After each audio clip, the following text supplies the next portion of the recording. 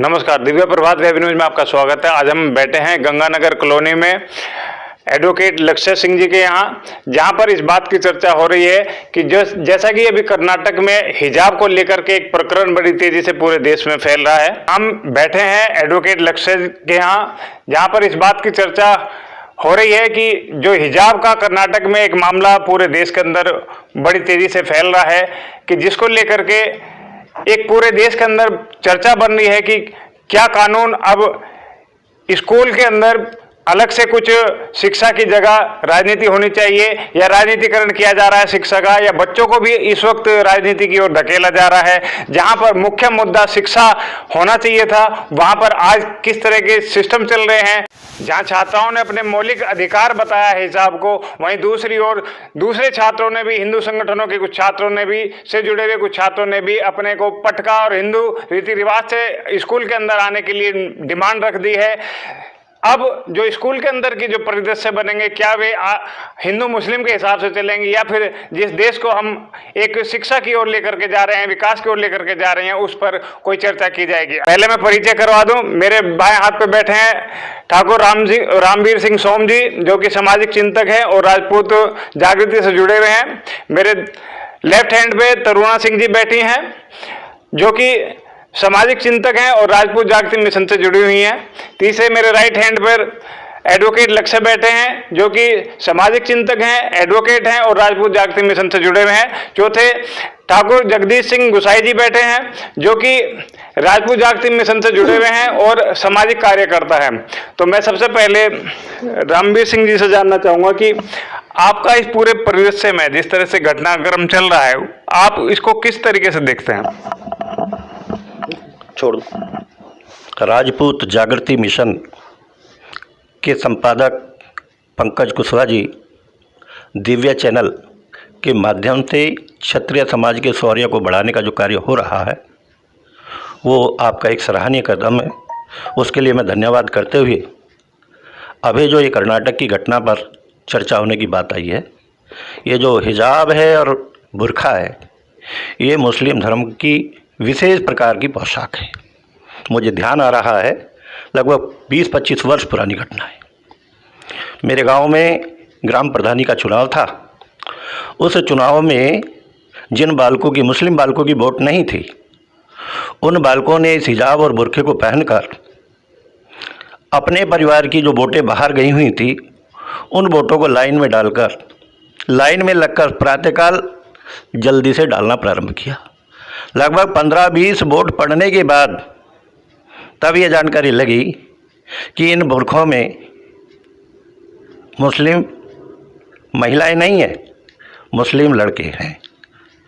इस बात को लेकर वहाँ आपस में वाद विवाद हुआ। तो मैं समझता हूँ 20-25 साल पहले से ये बुर्खा इनका ये चला आ रहा है, विशेष प्रकार की पोशाक है। अब ये एक षड्यंत्र है कर्नाटक की घटना, क्योंकि यूपी में विधानसभा के चुनाव हैं और मुस्लिम समाज को हमारे योगी जी झेल नहीं रहे हैं, पसंद नहीं आ रहे हैं। इसलिए उनको कुछ ना कुछ विशेष प्रकार की घटना करनी चाहिए।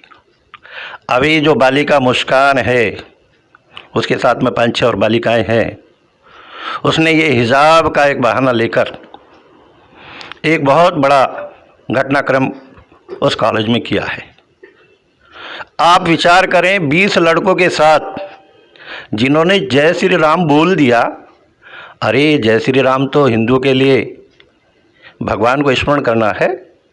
उस बालिका ने अकबर हु अल्लाह, चलिए उन्होंने अपने अल्लाह का नाम ले लिया, लेकिन वहाँ 20 लड़के हैं, वो तो सनातन धर्म, हिंदू धर्म को मानने वाले हैं, पुजारी हैं। एक बालिका उनके सामने अल्लाह का नाम ले रही है और जोर जोर से चिल्ला रही है। इसको थोड़ा सा उल्टा करके देख लीजिएगा, यदि वो 20 लड़के मुसलमान होते और एक लड़की हिंदू होती, क्या जय श्री राम बोल सकती थी? नहीं बोल सकती थी। तो मैं समझता हूँ कि बहुत बड़ी सोची साजिश है और इसके पीछे मुस्लिम संगठन लगा हुआ है। एडमिशन के समय बालक को जानकारी दी जाती है, आपका ये ड्रेस कोड है, ये विद्यालय का अनुशासन है, ये विद्यालय की व्यवस्थाएं हैं, उसको बालक को पालन करना होता है। और बालक और उसके माता पिता विद्यालय को पूरी तरह से अपना विश्वास भी देते हैं, समय समय पर उनसे संपर्क भी रखते हैं और बालक अपनी पढ़ाई में मन लगाते हैं। आजकल तो बालक जो है ऊपर हवाई जहाज चला रही हैं बालिकाएं, और कहीं ना कहीं बालकों का अपना उद्देश्य भी होता है, लक्ष्य भी होता है, मुझे सीएम बनना, पीएम बनना है, मुझे ICS PCS पास करना है, मुझे डॉक्टर बनना है, मुझे इंजीनियर बनना है, मुझे अध्यापक बनना है। मैं समझता हूँ इन बालिकाओं का कोई अपना लक्ष्य नहीं है, केवल देश के कुछ संगठनों के बहकावे में ही आकर अपनी लाइफ को खराब करने में लगी है। मैं तरुण जी से सवाल लेना चाहूँगा कि जैसा कि अभी रामवीर सिंह जी ने बताया कि स्कूल शिक्षा के लिए होते हैं, और शिक्षा से अलग हटके इस तरह की एक्टिविटी को आप किस तरीके से देखते हैं?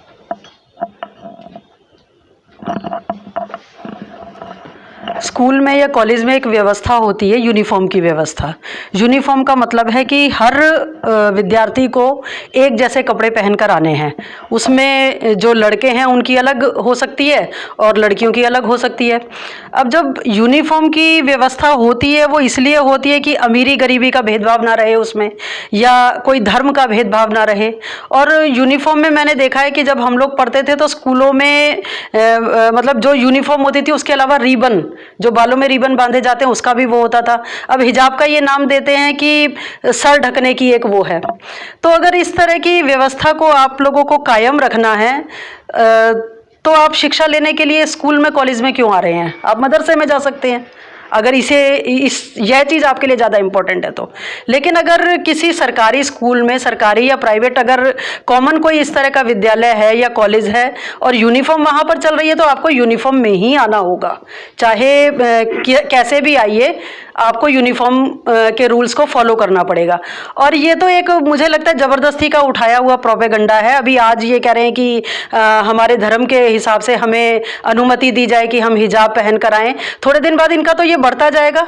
थोड़े समय बाद ये कहेंगे कि हमें नमाज़ पढ़ने की इजाज़त दो, थोड़े समय बाद कहेंगे कि नमाज़ पढ़ने के लिए अलग स्थान प्रोवाइड कराओ हमें, उसके बाद कहेंगे कि ये जो छुट्टी आप कर रहे हो स्कूल की, ये शुक्रवार को छुट्टी करनी शुरू कर दो, रविवार को रहने दो। उसके बाद हो सकता है ये भी कहें जो अवकाश होता है ग्रीष्मकालीन या कोई भी जो अवकाश होता है कि रमज़ान के महीने में अवकाश करना शुरू कर दो। तो ये तो इनके धीरे धीरे बढ़ते चले जाएंगे। और अगर इस तरह की इन्हें वो करनी है तो ये स्कूल में या कॉलेज में क्यों आ रहे हैं? अपने मदरसों में जाएं, वहाँ पर तालीम हासिल करें ना।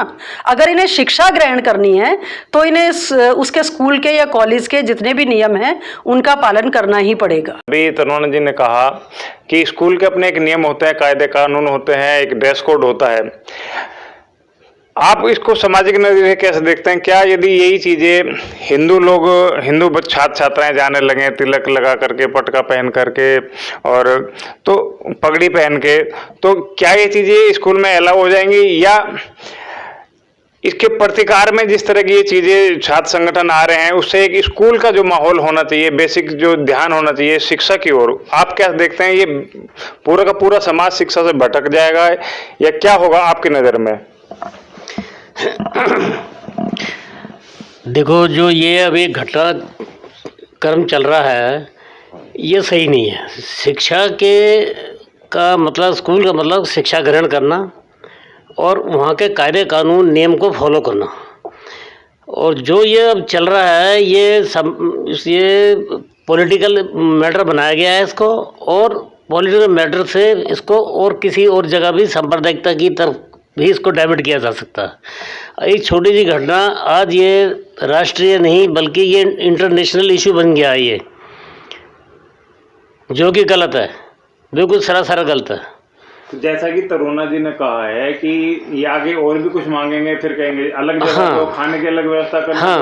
तो आपका क्या विचार है? क्या ये इंटरनेशनल इशू जिस तरीके से बन रहा है, राजनीतिकरण हो रहा है पूरे इसका, आप इसमें क्या कहेंगे कि इसके आगे अगले स्टेप क्या होंगे, या समाज पे इस तरह की आगे किस दिशा में जाएगा देश?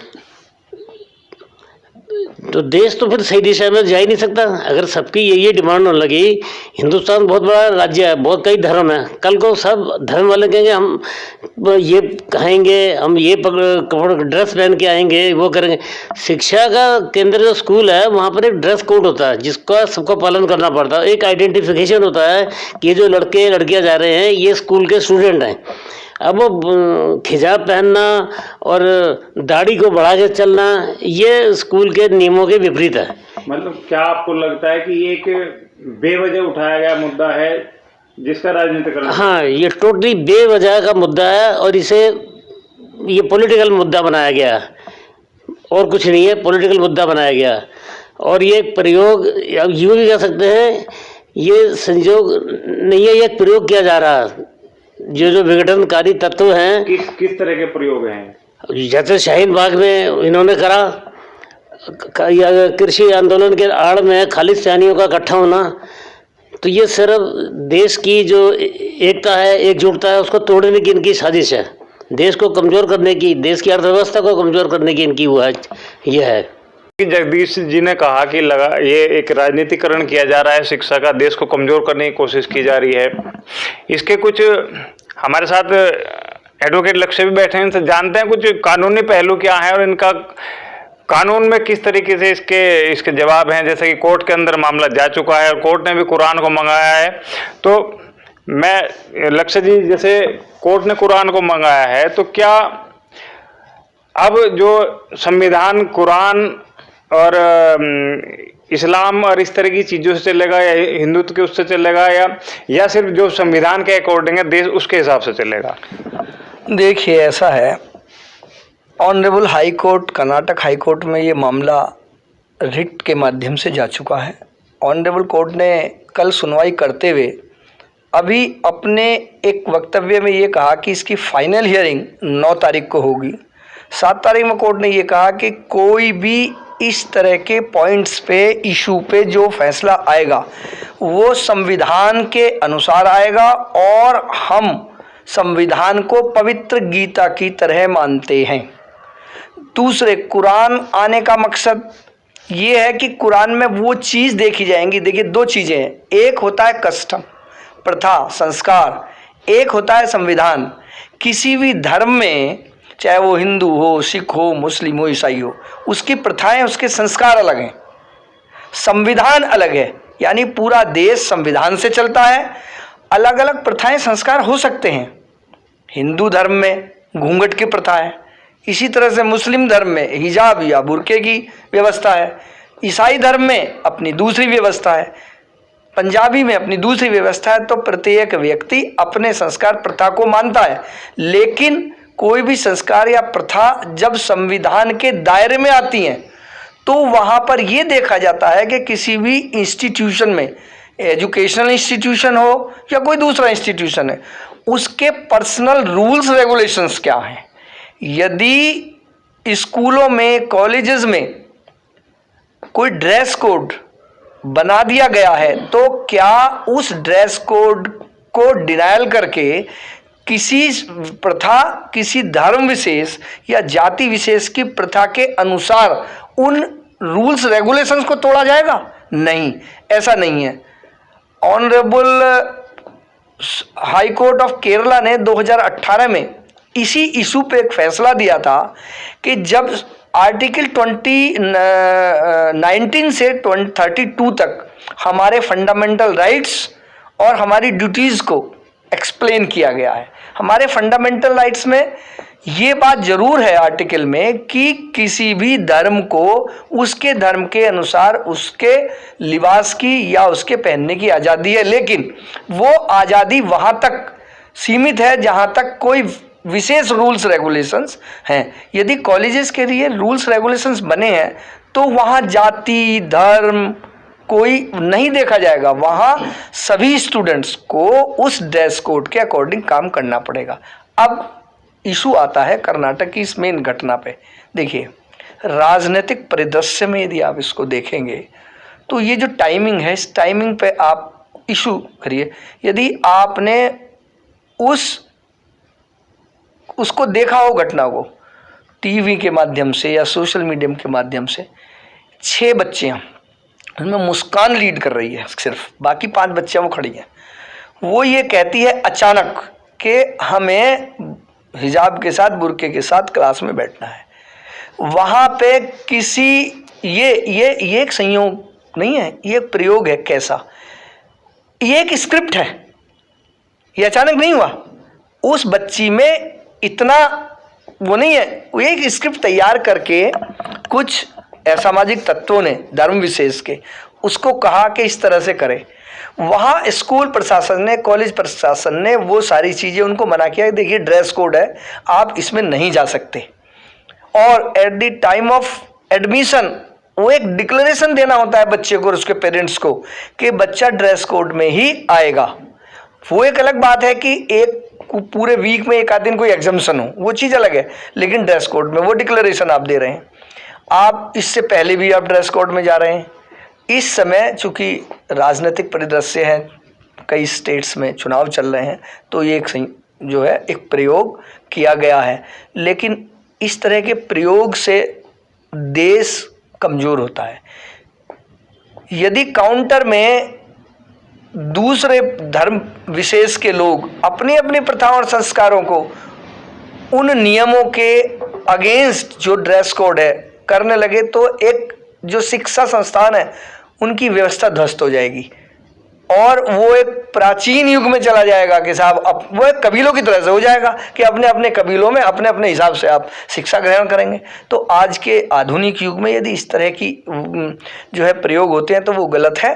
और मुझे एक बड़ा अफसोस होता है, 2-3 दिन से मैं बड़े बड़े राजनीतिज्ञों के भाषण भी सुनता हूँ और स्टेटमेंट, ट्वीट्स ये देखता हूँ।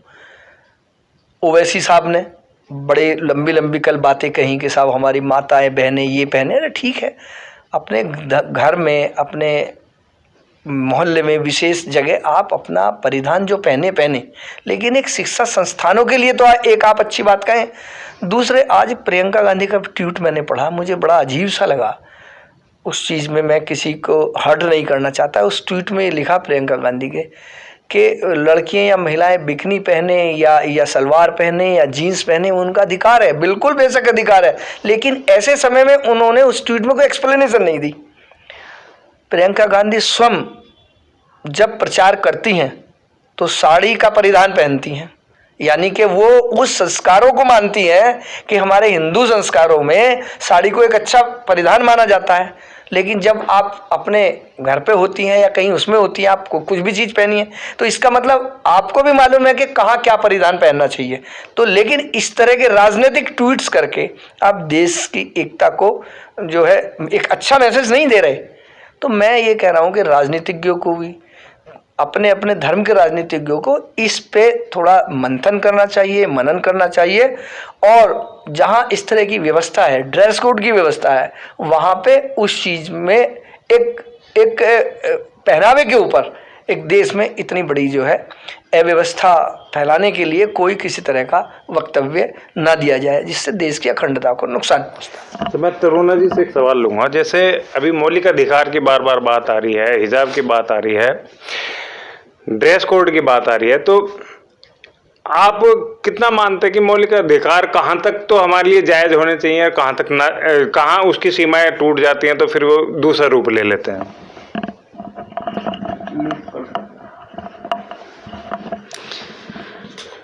जहाँ तक मौलिक अधिकार की बात है, मैं मानती हूँ कि हम स्वतंत्र देश के स्वतंत्र नागरिक हैं, लेकिन अधिकार के साथ साथ हमारे कर्तव्य भी हैं।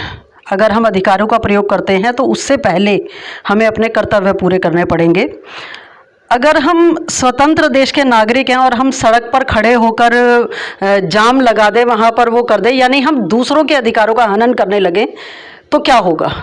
यानी हमने अपने अधिकार का प्रयोग कर लिया कि हम स्वतंत्र हैं, लेकिन दूसरों के अधिकारों का क्या? यानी हमारा कर्तव्य क्या बनता है कि हम खुद भी अपने अधिकारों का प्रयोग करें, साथ साथ दूसरे लोग भी, उनको भी हम उनके अधिकारों का प्रयोग करने दें। मतलब हमारे तो अधिकार वहां तक ही सीमित है जहाँ तक दूसरे की सीमाएं शुरू नहीं हो जाती। हाँ, और इसके अतिरिक्त मान लीजिए हम स्वतंत्र भी हैं, हम ये कहें कि हमारा ये मौलिक अधिकार है, वो मौलिक अधिकार है, लेकिन उसके साथ साथ भी एक सीमा होती है। हम किसी को पत्थर मार दें और हम कहें कि हमारा तो अधिकार है, हम कुछ भी करें, हम पत्थर को उछाल रहे थे, वो लग गया, किसी को तो लग गया। लेकिन ऐसा थोड़ी है, हमने अपने अधिकार का प्रयोग किया, लेकिन दूसरे का क्या हुआ? तो कर्तव्य भी हमारे बहुत सारे हैं। तो अधिकार के साथ साथ तो हमेशा कर्तव्य जुड़े होते हैं। दूसरी बात मैं ये कहना चाहती हूँ कि महिला या पुरुष, महिला के लिए, क्योंकि मैं महिला हूँ, महिला के लिए कहूँगी कि जो हमारा जीवन होता है वो एक नदी की तरह होता है। एक नदी जैसे जब किनारों, दोनों अपने किनारों के बीच में बहती है तब तक तो ठीक है, लेकिन अगर किनारे छोड़कर बाहर बहने लगेगी वो, तो क्या होगा? विनाश होगा, विनाश ही विनाश होगा।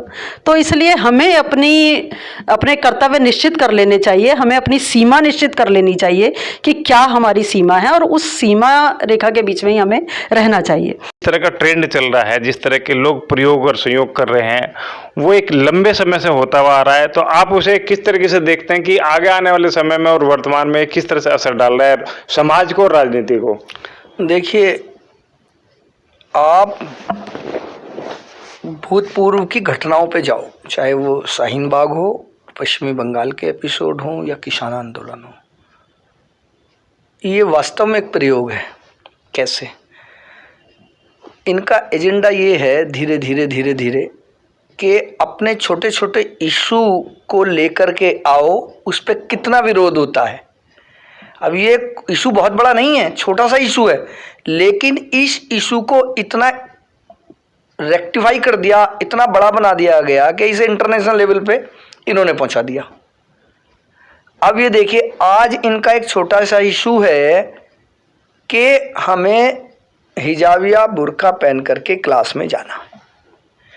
कल को ये इशू इनका यदि मान लिया गया, या इस पे सरकारों द्वारा या समाज के द्वारा इसको किसी तरह से मान भी लिया गया, तो ये कल को क्लास में बैठ करके ये कहेंगे, को एजुकेशन है, लड़के भी पढ़ते हैं, लड़की भी पढ़ती हैं, कि साहब ये जो टीचर है, ये टीचर जो है वो मुस्लिम होना चाहिए। परसों को ये कहेंगे कि नहीं साहब ये टीचर, अरे वो भी बात मान ली गई, फिर कहेंगे कि ये जो कोएड है सिस्टम को बंद कर दिया जाए, लड़कियों को अलग शिक्षा दी जाए, लड़कों को अलग शिक्षा दी जाए, लड़कियों को जो शिक्षा दी जाए उसमें मुस्लिम महिला टीचर हो, ये भी इनकी बात मान ली। अब आगे धीरे धीरे कहेंगे कि नहीं साहब ये तो इस तरह से तो शिक्षा का तालिबानीकरण हो जाएगा, जो अफगानिस्तान में चल रहा, अफगानिस्तान में भी तो यही है।